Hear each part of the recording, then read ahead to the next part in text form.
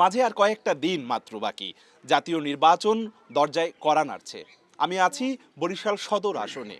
বরিশাল জেলায় ৬টি আসনে প্রায় ২৩ লাখ ভোটার তারা নির্বাচন করবে।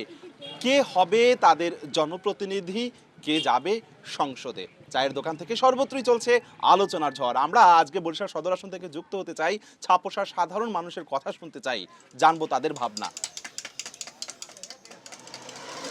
বিগত ১৭ বছরে কোনো নির্বাচন হয় নাই, একদলীয় একটা নির্বাচন হয়েছে। আমরা অবশ্যই এটি সুষ্ঠু একটি সুন্দর একটা নির্বাচন দেখতে চাই। কোনো প্রকার যেন জ্ঞানচাম না হয়, পুলিশ প্রশাসন যেন নিরপেক্ষভাবে কাজ করতে পারে। ভোট দিম কি আনে দেন খালাই বিল, এবার খাল বিল বানানো হবে না। আমার ভোট আমি দেবো, যারে খুশি তারে দেবো। রান্না বান্নার শেষে তাকে যে একটা ভোট দিয়ে আসবো। দেশ ভালো চালাইতে পারবে, এইভাবেই একটা ভোট দেওয়া উচিত। নতুন ভোটার হয়েছি আমি, এবার শান্তি শৃঙ্খলাভাবে ভোট হবে আশা করি। অংশগ্রহণমূলক নির্বাচন, সেইটা আমরা চাই। রোগ জীবাণু সব জায়গায়, সারাদিন সাবধানে। বাচ্চারা সারাদিন প্রমিস রাখবে অসম্ভব, এজন্যই ডেটলের নতুন প্রমিস, জীবাণুর বিরুদ্ধে ১২ ঘন্টার সুরক্ষা বলয়। ডেটল।